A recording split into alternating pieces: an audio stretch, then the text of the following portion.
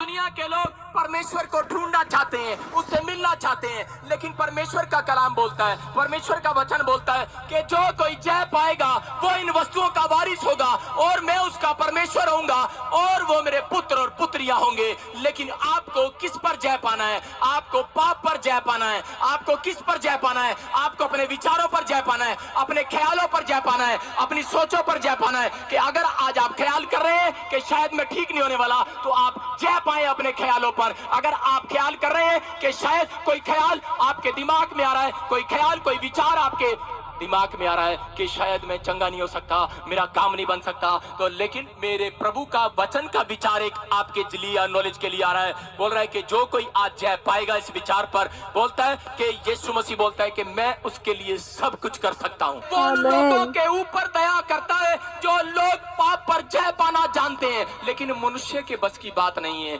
कि वो पाप पर जय पाए। मैं आपको बताना चाहता हूँ कि जय पाने का तरीका, अगर आप पाप पर जय पाएंगे, अगर आप अपने विचारों पर जय पाएंगे, अगर आज तक आपको कुछ नहीं मिला है, मैं आपको बताना चाहता हूं कि आपको मिलने के लिए जा रहा है। अगर जो जय पा रहे हैं आज अपने विचारों पर, अगर आज अपने विचारों पर आप जय पालेंगे, लेकिन आज का इंसान तो फंस चुका है अपने विचारों में, अपने ख्यालों में, अपनी सोचों में। वो पुराने रीति रिवाज में पड़ा है। वो सोच रहा है कि शायद नहीं है कोई परमेश्वर, कोई मेरी विनतियों को सुनने वाला नहीं है, कोई मेरे कामों को बनाने वाला नहीं है। बहुत बार आपके विचार आपको अशुद्ध कर देते हैं, बहुत बार हमारे ख्याल हमें अशुद्ध कर देते हैं, लेकिन परमेश्वर ने भी अपना एक ख्याल किया, अपना एक विचार किया। जब लोग पाप में गिर गए, पवित्र आत्मा ने कहा कि आदम ख्याल कर तू कहां से गिरा है। उसको बोलता है आदम ख्याल कर तू कहां से गिरा है, विचार कर तू कहां से गिरा है। आदम और हव्वा अच्छा भला पेड़ से फल तोड़कर अपना पेट भर रहे थे,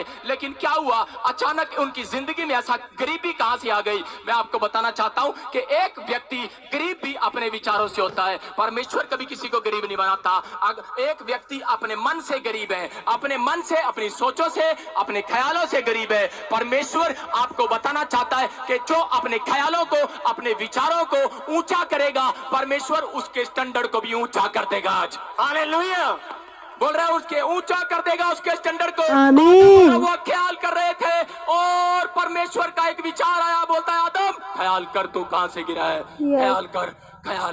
बोलता है पतरस ख्याल कर तू कहां से गिरा है। परमेश्वर यीशु मसीह का चेला था पतरस, बोलता है ख्याल कर तू कहां से गिरा है। तूने 3 बार झूठ बोला है, ख्याल कर तू कहां से गिरा है। बोलता है कि झूठ बोलने वाले, गाली देने वाले, शराब पीने वाले, नशा करने वाले, चोरी करने वाले, घात करने वाले, बोलता है कि ख्याल करो तुम कहां से गिरे हो। बोलता है अगर आज आपकी जिंदगी में कोई पाप बना हुआ है, तो आप शायद आपके ख्याल ऊपर नहीं जा सकते, आपके विचार आपको ऊपर नहीं ले जा सकते। शायद आप विचार करते हैं कि मेरा बच्चा डॉक्टर बनेगा, आप विचार करते हैं कि शायद कि मेरा बेटा इंजीनियर बनेगा, आप विचार करते हैं कि पायलट बनेगा, लेकिन मैं आपको बताना चाहता हूं कि अगर आपके विचारों में जय नहीं आ रही है, मैं आपको बताना चाहता हूं कि विचारों में अगर पाप है, तो वो डॉक्टर इंजीनियर कभी नहीं बनेगा। लेकिन अगर आज उन विचारों के लिए आप लड़ाई लड़ रहे हैं, आप कुश्ती लड़ रहे हैं। एक पति अपनी पत्नी को रोज बोलता है भगवान आज माफ कर दे, कल मैं शराब नहीं पीऊंगा।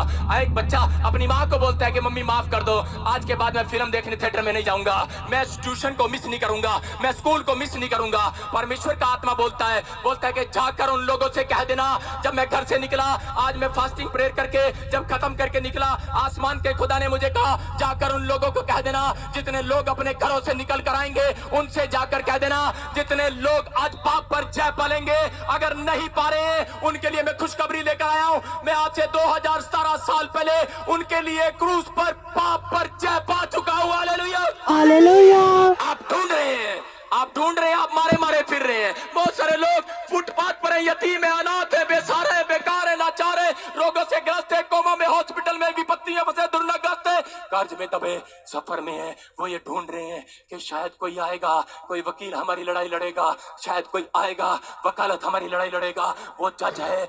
अगर लेकिन आप मुजरिम हैं, अगर आप पाप करते हैं, लेकिन आप बीच में एक वकील को ढूंढ रहे हैं, बिना वकील के आप लड़ाई नहीं लड़ सकते, बिना वकील के आपको कोई जय नहीं मिलने वाली। अगर आपके ऊपर कोई मुकदमा चल रहा है, आपको वकील करना पड़ेगा।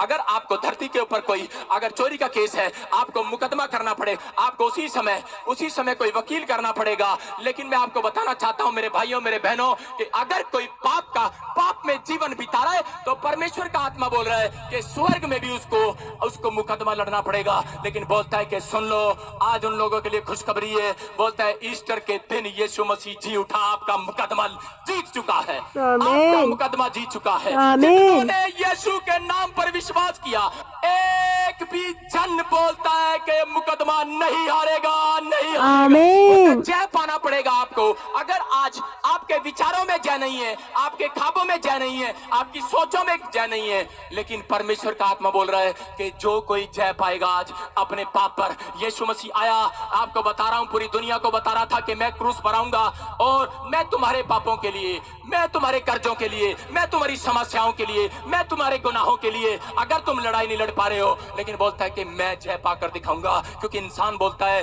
कि हमारे बस की बात नहीं है कि मैं नशा छोड़ दूं, मेरे बस की बात नहीं है कि मैं गाली देना छोड़ दूं, मेरे बस की बात नहीं है मैं चोरी करना छोड़ दूं। मैं छोड़ना तो चाहता हूं, मैं ईमानदार होना तो चाहता हूं। बहुत सारे माए, बहुत सारे भाई इस बात के लिए परेशान है, बोलते हम चाहते तो है, हम करते तो है, होता नहीं है, हम बहुत कोशिश तो करते हैं, लेकिन फिर पाप में गिर जाते हैं। हम वह विचार करना तो नहीं चाहते, हम फ्रेंडशिप करना तो नहीं चाहते, लेकिन फिर किसी ना किसी पाप में गिर जाते हैं। लेकिन परमेश्वर का आत्मा बोल रहा है कि मैंने इंसान को कैंसर के साथ नहीं बनाया, मैंने इंसान को शुगर के साथ नहीं बनाया, मैंने इंसान को टीवी के साथ नहीं बनाया, मैंने शुगर के साथ नहीं बनाया, मैंने इंसान को तो आनंद के साथ, इंजॉय के साथ बनाया था।